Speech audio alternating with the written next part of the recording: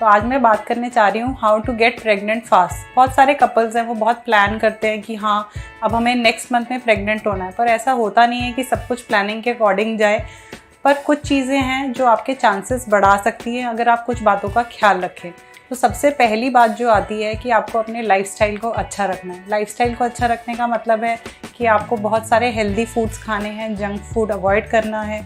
अगर आप ओवरवेट हैं, अगर आपका BMI 30 से ज़्यादा है तो आप वेट लॉस पे थोड़ा सा कॉन्सेंट्रेट करें, और अगर आप अंडर वेट हैं तो थोड़ा सा वेट आपको बढ़ाना पड़ेगा।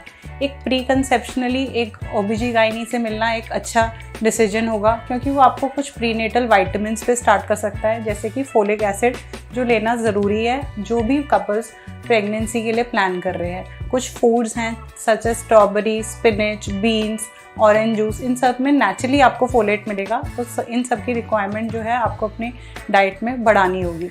लाइफस्टाइल में और चीज़ें आती हैं। अगर आप स्मोक कर रहे हैं तो आपको क्विट करना पड़ेगा, क्योंकि स्मोकिंग जो है आपकी एग क्वालिटी को भी ख़राब करता है और आपकी ओवुलेशन को भी हैम्पर करेगा।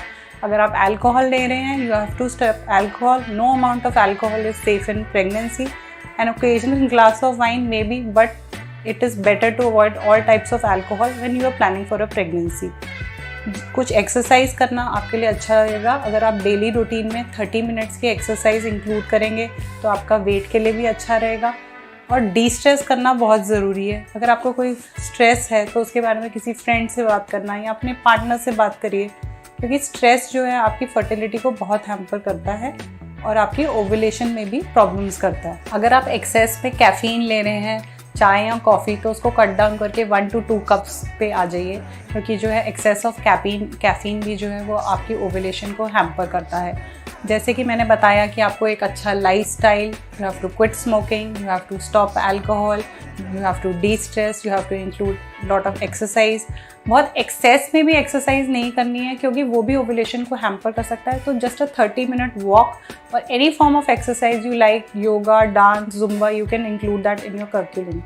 सेकेंड जो इम्पॉर्टेंट बात बताने जा रही हूँ कि अगर आप किसी भी फॉर्म ऑफ बर्थ कंट्रोल को यूज़ कर रहे थे, ऑब्वियस सी बात है, अगर आप कोई ओरल कॉन्ट्रासेप्टिव पिल्स पे थे या आप कोई कॉन्डम यूज़ कर रहे हैं तो उसे बंद कर दीजिए और अपनी प्रेगनेंसी के लिए प्लान करिए। तीसरी जो इम्पॉर्टेंट बात है कि आप अपनी ओवुलेशन को पहचान सकते हैं। It is not just about having sex every day, it is about finding the right time. वो टाइम पीरियड पता करना ज़रूरी है कि कब ओवुलेशन होगा और कब आपका जो है कॉन्टैक्ट करना फेवरेबल होगा। तो कैसे आप अपनी ओवुलेशन को पहचान सकते हैं, इसके बहुत सारे साइंस एंड सिम्टम्स भी दिखते हैं। कई बार जो वुमेन ओवुलेट कर ली होती है उनको थोड़ा सा पेन होता है एब्डोमेन में, लाइट स्पॉटिंग भी होती है या एक डल एक होता है एब्डोमेन में। दूसरा कुछ आप हेल्प ले सकते हैं ओवुलेशन किट से। LH किट्स हैं जो मार्केट में अवेलेबल हैं। आपको यूरिन सैंपल में स्ट्रिप्स को डिप करके अगर कलर चेंज आएगा तो वो आपको इंडिकेट करेगा कि आपकी LH सर्ज आ रही है। और LH सर्ज जो है, जो आपकी ओवुलेशन होने वाली होती है, LH लेवल्स जो हैं वो बढ़ जाते हैं और वो इंडिकेट करता है कि आपकी ओवुलेशन अप्रोच कर रही है and now it is the favourable time to have contact. बहुत सारे और भी मेथड्स हैं, जैसे आप अपना जो सर्वाइकल म्यूकस का कंसिस्टेंसी है वो भी देख सकते हैं, वो ज़्यादा स्ट्रेची हो जाता है। बेसल बॉडी टेम्परेचर चार्टिंग्स भी हैं। उसमें आपको क्या करना पड़ता है कि अपना बेसल बॉडी टेम्परेचर कुछ महीने के लिए चार्ट करना पड़ेगा, और जब एक सस्टेन 0.5 डिग्री का राइज आएगा तब वो इंडिकेट करता है कि you are approaching your ovulation. तो पहले ही कुछ महीने आपको बेसल बॉडी टेम्परेचर के लिए थर्मामीटर से, ये ओरल भी आप मेज़र कर सकते हैं, रेक्टली और वजाइनली, और 0.5 डिग्री का एक सस्टेन राइज है जो इंडिकेट करता है कि आपकी ओवुलेशन अप्रोचिंग है। बहुत सारे ओवुलेशन कैलकुलेटर्स अवेलेबल ऐप्स हैं, जिसमें आप अगर अपना पीरियड का फर्स्ट डे और पीरियड का लास्ट डे जो है, मंथ का जब एंड होता है आपका पीरियड, वो डालेंगे तो आपको वो फेवरेबल डेज जो है वो हाईलाइट करेगा। This are called ovulation calculators, जो बहुत इजीली आप सर्च करके अपने फ़ोन में डाउनलोड कर सकते हैं, और जो हाईलाइटेड डेज हैं अगर आप उन पे कांटेक्ट कर रखेंगे तो वो आपका फेवरेबल रहेगा प्रेगनेंसी के लिए। अब बात करते हैं कि कितनी बार हमें कांटेक्ट रखना है।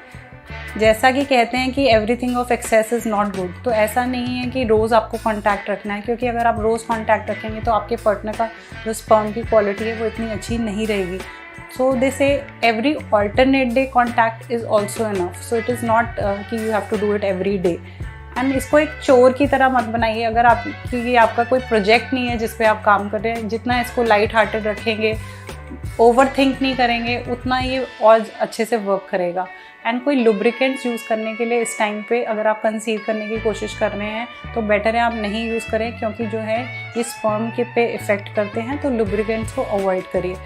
तो बहुत मुश्किल नहीं है अगर आप 1 साल तक ट्राई कर रहे हैं। अगर आप 30 इयर्स के हैं और 1 साल तक आप लोग ट्राई कर सकते हैं। अगर कोई प्रॉब्लम्स आती हैं या आपकी एज 35 से ऊपर है और 30s में होके भी आप 1 साल तक नहीं कंसीव कर पाए हैं, 35 की अगर एज ऊपर है तो आपको 6 मंथ्स में ही एक डॉक्टर से सलाह करनी चाहिए अगर आप प्रेग्नेंट नहीं होते। फिर कुछ फर्टिलिटी टेस्ट हैं जो आपका डॉक्टर जो है वो आपको रिकमेंड करेगा। कुछ टेस्ट से अगर कुछ प्रॉब्लम निकलती है then you can go for fertility treatment. But अगर आप 30s में हैं तो 1 साल तक आपको कोई गायनी से सिर्फ प्री कंसेप्शनल चेकअप के लिए मिल सकते हैं और ट्राई कर सकते हैं। अब बात करते हैं कि करीबन 1 महीने में कितने कपल्स कंसीव कर लेते हैं। अगर आसान भाषा में बोलूँ तो 1 in 5 कपल्स जो हैं वो कंसीव कर लेते हैं। 30% कपल्स जो है फर्स्ट मंथ में कंसीव करेंगे और 3 मंथ से अबाउट 60% कपल्स जो है कंसीव कर लेते हैं। और 90% कपल्स जो है 1 साल अगर वो 12 महीने ट्राई करें तो वो नेचुरली कंसीव कर लेंगे अगर कोई प्रॉब्लम नहीं है। कुछ 1 in 8 लोग हैं जिनको ये प्रॉब्लम खड़ी होती है और वो कंसीव नहीं कर पाते। तब आपको एक डॉक्टर की सलाह लेनी है और कुछ टेस्ट कराने हैं। टेस्ट साधारणली आपके हस्बैंड का एक सीमन टेस्ट होता है और जो फीमेल्स हैं उनके लिए कुछ ब्लड टेस्ट होंगे। HSG का टेस्ट है जो आपकी ट्यूब्स ब्लॉक है कि नहीं वो पता लगा सकता है।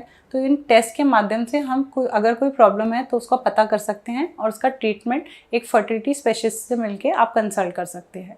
अगर आपको इसके बारे में कोई डाउट है you can contact us as Omia fertility. Thank you.